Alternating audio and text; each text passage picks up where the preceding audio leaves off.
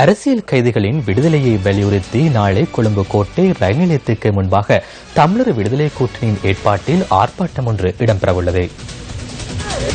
கைதிகளுடைய பிரச்சனை நாளுக்கு நாள் மோசமடைந்து கொண்டு வருகின்றது. இதை நான் சொல்லி நீங்கள் அறிய வேண்டிய அவசியமில்லை. நாளைய தினம் மிக முக்கியமான ஒரு தினம்.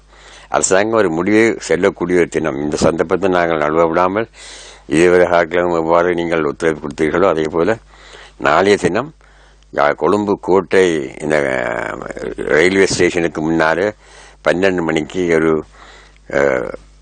ஆர்ப்பாட்டம் செய்வதற்கு அனைவருடைய வேண்டுகோள் கிடக்க சமயத்திருக்கின்றோம்.